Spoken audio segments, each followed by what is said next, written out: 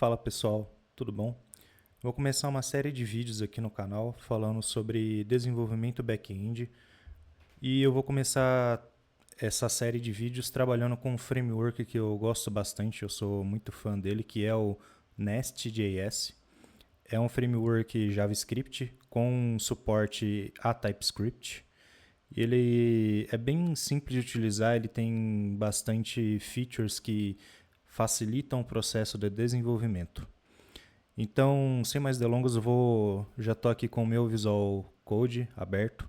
Eu estou utilizando o Windows 11 com WSL2. A minha versão do Ubuntu é a 22.04. Beleza. E para a gente criar um novo projeto, primeiro você tem que ter o Node e o Nest.js instalados. Eu recomendo vocês olharem qualquer tutorial na internet que vocês vão conseguir instalar ele normalmente. E a gente vai criar um novo projeto aqui. Eu vou chamar ele de Nest.js YouTube. E aqui vocês podem ver que ele consegue trabalhar com 3 tipos de gerenciadores de pacote. No caso, eu não tenho o Yarn nem o PNPM. Eu vou trabalhar com o NPM normal. Ele vai criar Ele tem uma criação de código boilerplate, onde ele já cria alguns arquivos, como por exemplo Prettier para formatação de código. Ele também vai criar um repositório Git para a gente poder trabalhar com o Git. E também cria alguns outros arquivos boilerplate aqui que a gente vai dar uma olhada em cada um deles. Ok? Agora eu vou abrir aqui essa pasta no meu Visual Code, né? Então vocês podem ver que ele já instalou inclusive, né, os Node Modules aqui. Ele tem essa pasta teste e o código boilerplate que eu comentei. E vamos dar uma olhada antes de executar o código para ver o que está acontecendo aqui, ok? Vamos primeiro passar pelo package.json. Então, aqui a gente já pode ver que ele tem bastante coisa interessante para a gente, né? Então, ele já tem uma forma de buildar o código, ele já tem uma forma de formatar, de fazer o lint também, de testar em modo watch, ou seja, se você fizer alguma alteração no arquivo e salvar, ele vai executar novamente o código. Beleza. Tem também com code coverage, modo debug e também execução de testes end-to-end. Agora, para desenvolvimento, a gente tem o start dev, que ele roda no modo watch também, ou seja, se a gente fizer alguma alteração no nosso código e salvar, ele atualiza a versão que ele está executando. Tem o modo de debug, o modo de produção, e todas essas automações ele já vem por padrão dentro da framework. Beleza? Aqui tem as dependências, que basicamente são dependências do Nest.js e do TypeScript. Ok? E agora a gente vai olhar um pouco para a aplicação em si e ver como que ela está estruturada. Tudo começa aqui dentro do arquivo main.ts, onde ele vai fazer o bootstrap, né? Ou seja, ele vai executar a aplicação a partir desse Nest Factory que ele cria. Ok? E por padrão ele trabalha com a porta 3000, a menos que você tenha uma variável de ambiente declarada. No caso, a variável port. E o Nest.js está separado em 3 principais tipos de arquivos. O module, no caso a gente tem o app.module, o que ele faz? Ele trabalha com uma forma de injeção de dependência muito interessante, onde a gente tem os controladores, que é um conceito que eu vou explicar logo, e os providers. Dentro do controller, se a gente for dar uma olhada, ele parece muito com quem já trabalhou com o Spring Boot deve estar bem familiarizado com isso, porque é uma forma bem semelhante. Então, dentro do controller, o que a gente tem? A gente tem uma classe especialista em lidar com requests, ok? Ou seja, se eu der uma olhada nesse código, o que ele está fazendo? Ele tem uma injeção de dependência aqui também, que é esse app service.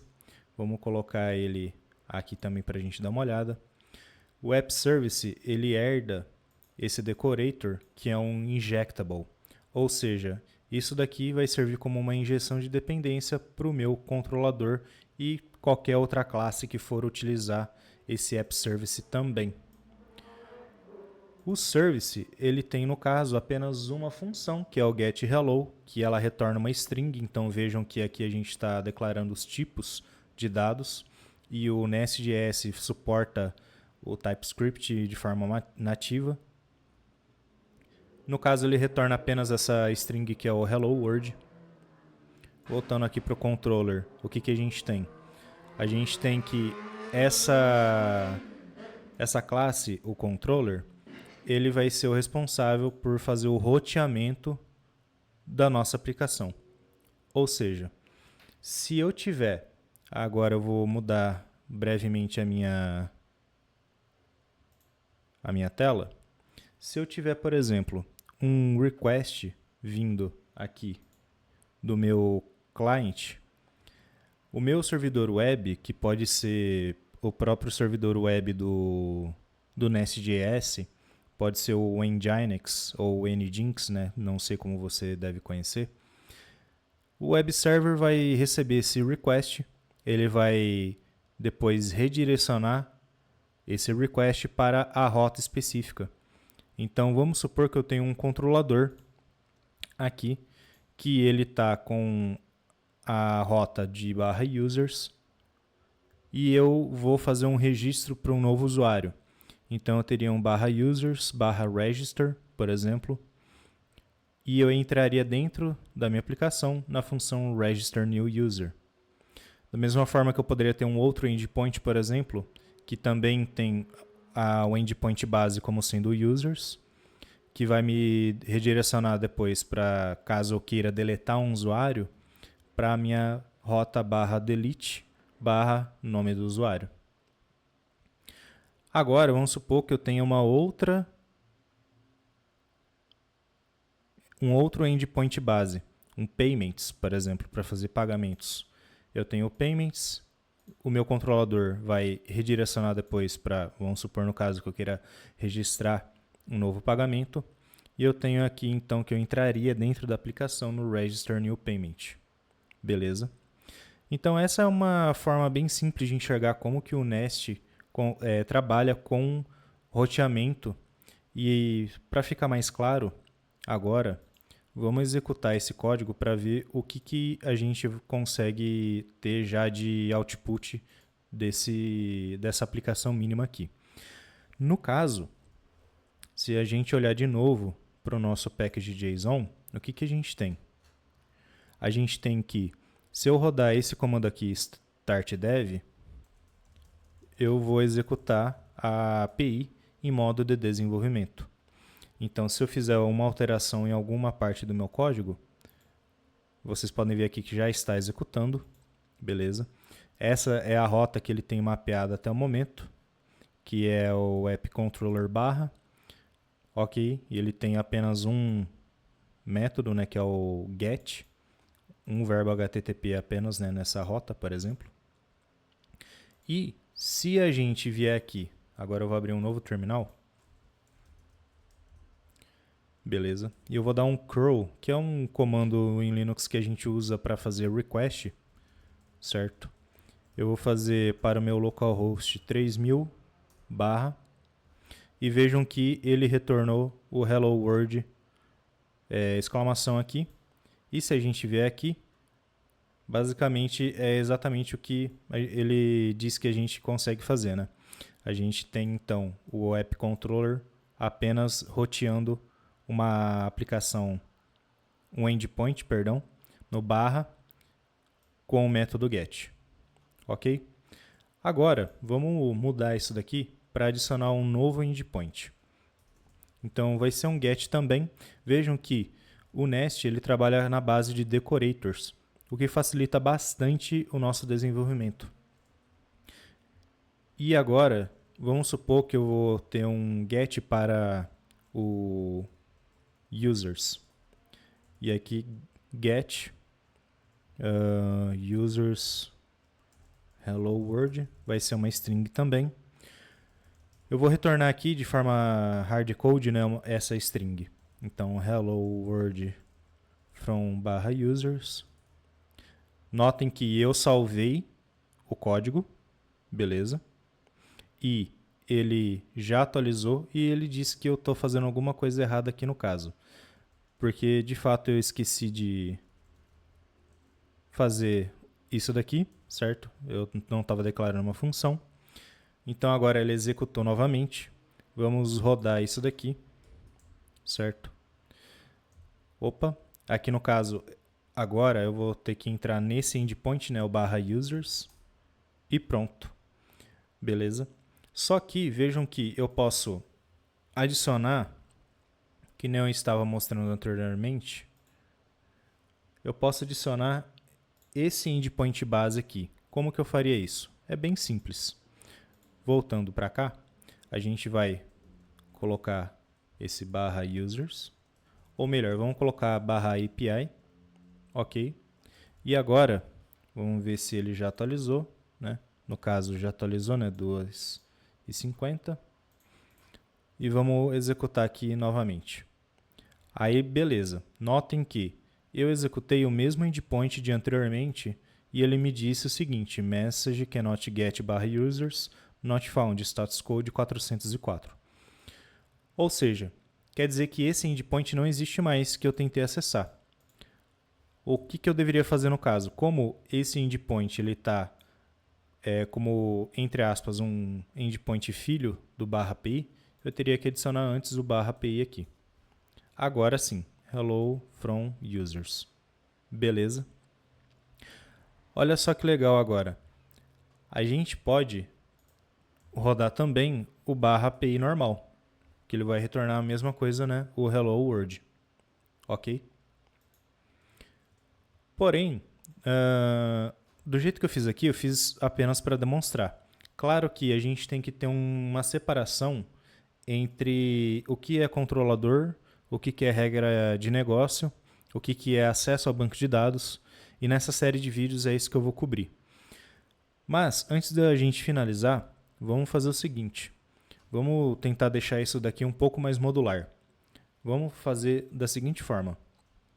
Eu vou entrar aqui no meu App Service e eu vou vir aqui e escrever o seguinte: get API version, vai retornar uma string e ela vai retornar a seguinte string. Agora eu vou ir no meu controlador, eu vou remover isso daqui. Perfeito. E agora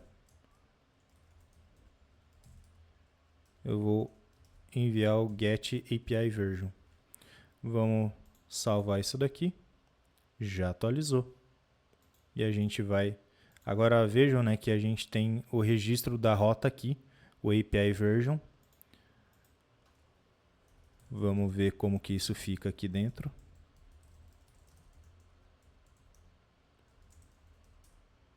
V001. Perfeito. Então aqui a gente separou o que é regra de negócio, que vai tudo aqui dentro de um service, e o que é controle de input e output de requests. Normalmente, o controlador ele é responsável por receber, formatar todo tipo de dado enviado ou recebido por requests, HTTP. O service geralmente ele é utilizado para trabalhar com a regra de negócio, ou seja, vamos supor que você vai criar uma API para cadastrar usuários no seu sistema. Você tem que ter aqui dentro do seu serviço a lógica de negócio envolvendo o registro de usuários. Ou seja, você tem que validar dados aqui? Não necessariamente. Os dados de entrada, normalmente você tem que validar dentro do seu controlador, antes mesmo de passar eles para o seu serviço. Dentro do serviço, normalmente o que a gente faz? A gente vai pegar o dado vindo do controller e inserir no nosso banco de dados. Então, o serviço ele tem que ter acesso ao banco de dados e não o controlador.